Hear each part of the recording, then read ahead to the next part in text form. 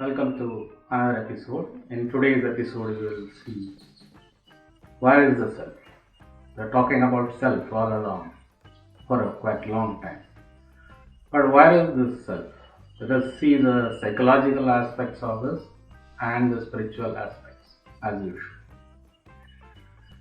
When you believe yourself to be a person, you see persons everywhere.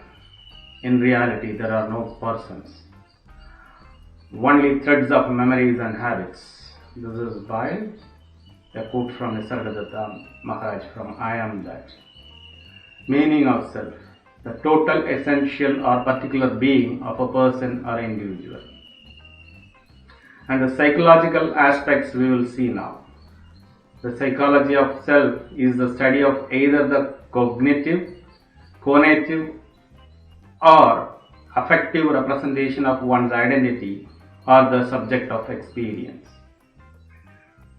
The earliest formulation of the self in modern psychology derived from the distinction between the self as I, the subjective knower, and the self as me, the subjective, the object that is known. Saul McLeod's statement on this: to be aware of oneself is to have a concept of oneself. Baumeister 1999 provides the following self-concept definition. The individual's belief about himself or herself, including the person's attributes and who and what the self is.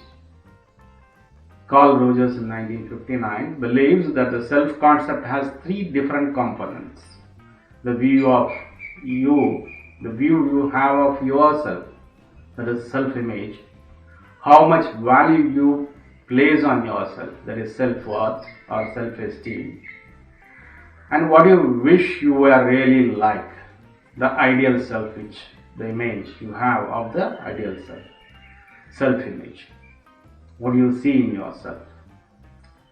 This does not necessarily have to reflect reality.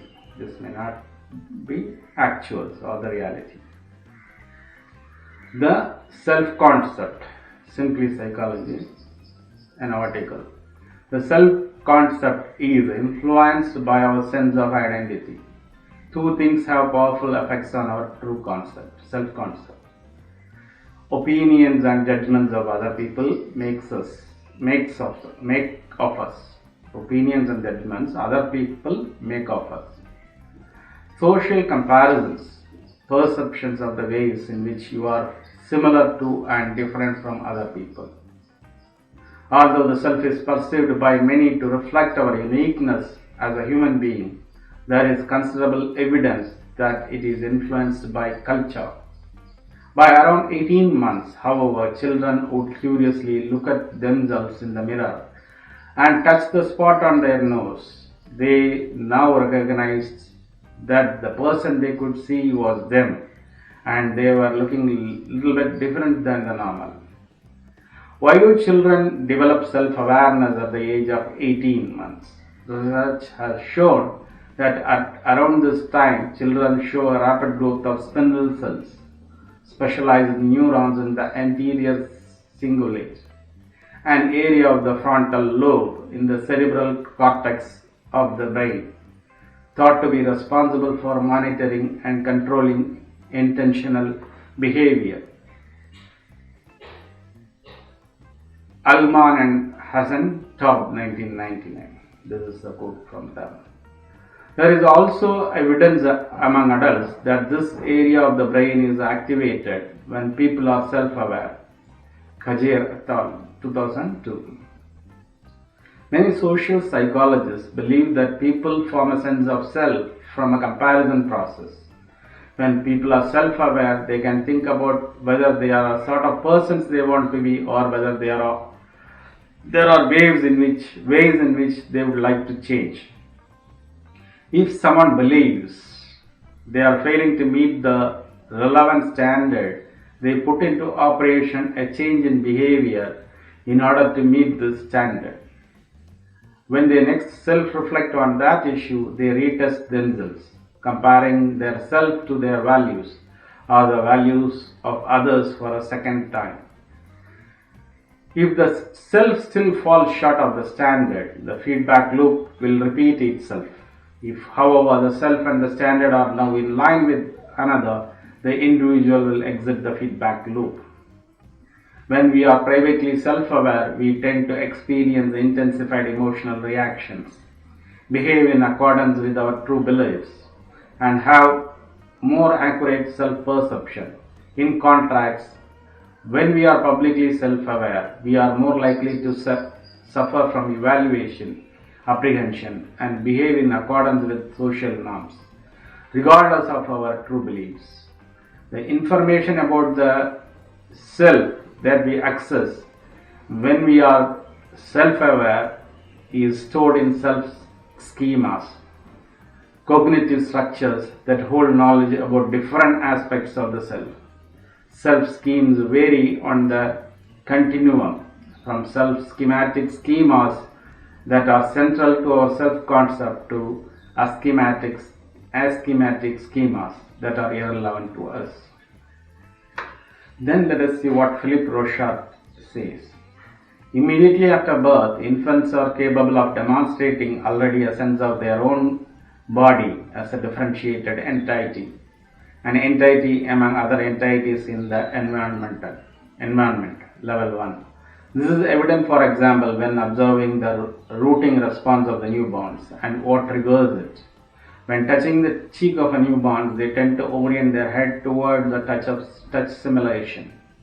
By the end of the second month, infants show clear signs that in addition to self-world differentiation, they have also a sense of how their own body is situated in relation to other entities in the environment. This is in the level 2.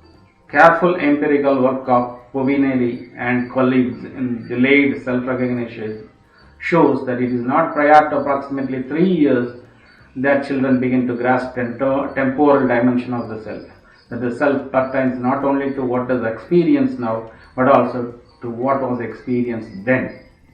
What can be seen in a mirror now or in a movie tomorrow, the same enduring self, level 4. This is from Laurel Schroeder. Then we'll see the self. What is the self from Ashtavakra Gita? Smaller than the smallest, greater than the greatest. This self forever dwells in the hearts of all. A person freed from desire, with mind and senses purified, beholds the glory of the self and is without sorrow. This is from Katha Upanishad. Most of us live in a world thinking and acting as if we are the child of a barren woman, as if we were born. At some point in our evolution, we wake up and realize we are not the illusion of the body, mind complex, but that which exists as prior to consciousness, time, space, being. We were never born and will never die, states Gabriel Consens in Spiritual Nutrition, 6 Foundations of the Spiritual Life and the Awakening of Kundalini. Although we previously experienced feelings of being isolated in the idea of I, we realized that all the while we were the divine. We were never really separate. The true self has always been here. Then we will see what Nisargadatta Maharaj says. The person is a very small thing. Actually, it is a composite. It cannot be said to exist. It's by itself. Unperceived, it is just not there. It is but the shadow of the mind. The sum total of memories, pure being, is reflected in the mirror of the mind as knowing. What is known takes the shape of the person based on memory and habit. It is but a shadow or a projection of the knower into the screen of the mind. The real is truly independent. Since the existence of the person depends on the existence of the world, it is circumscribed and defined by the world. It cannot be real. The source of consciousness cannot be an object in consciousness. To know the source is to be the source. When you realize that you are not the person but the pure and calm witness, and that you and that fearless awareness is your very being. You are the being. It is the source, the inexhaustible possibility. The impersonal is real. The personal appears and disappears. I am is the impersonal being. I am this is the person. The person is relative and pure being, fundamental. Then let us see Ashtavakra Gita. You are not earth, water, fire or air, nor you are empty space. Liberation is to know yourself as awareness alone. The witness of these. Abide in awareness with no illusion of person. You will be instantly free and at peace. You have no caste or duties. You are invisible, unattached, formless. You are the witness of all things. Be happy. Right and wrong, pleasure and pain exist in mind only. They are not your concern. You neither do nor enjoy. You are free. Not seeing the self, the world is materialized. Seeing the self, the world is vanished. In reality, knowledge, the knower and the knowable do not exist. I am the transparent self, in which through ignorance they appear. I am not the body. I do not have a body. I am awareness, not a person. My thirst for life bound me to seeming of life. In the limitless ocean of myself, waves of beings arise, collide, play for a time, then disappear as is their nature. The self is not in objects, nor are the objects in the pure infinite self. The self is tranquil, free of attachment and desire. This alone I abide. When there is no I, there is only liberation. When the I appears, bondage appears with it. Knowing this, it is effortless to refrain from accepting and rejecting. The self, which is absolute, effortless, timeless, immaculate, is without limits, and to no distance from you. You are forever it. Where is knowledge and ignorance? Where is I? Where is this? Where is mind? Where is bondage and liberation? Self has no attributes. Where is activity or inactivity? Where is liberation or bondage? I am timeless, indivisible. I am self alone. I am the boundless ocean. This way and that, the wind blowing where it will, drives the ship of the world. I am not shaken. I am the unbound deep, in whom the waves of all the worlds naturally rise and fall. But I do not rise or fall. I am the infinite deep, in whom all the worlds appear to rise, beyond all form, forever still. Even so I am. This is verse 50. Then let us see what Ramana Maharishi says. The self, that in which all the worlds seem to exist steadily, that of which all these worlds are a possession, that from which all these worlds rise, that for which all these exist, that by which all these worlds come into existence, and that which is indeed all this, that alone is the existing reality. Let us cherish that self, which is the reality in the heart. You are awareness. Awareness is another name for you. Since you are awareness, there is no need to attain or cultivate it. All that you have to do is to give up the being aware of other things, that is of the not self. If one gives up being aware of them, then pure awareness alone remains, that is the self. People want to see the self as something new, but it is eternal and remains the same all along. They desire to see it is a blazing light, etc. It is not light, it is not darkness. It is only as it is, it cannot be defined. The self exists without mind, never the mind without the self. Still you may be confused. Go through this again and again, and there is a small story, Zen story of true self. A distraught man approached the Zen master.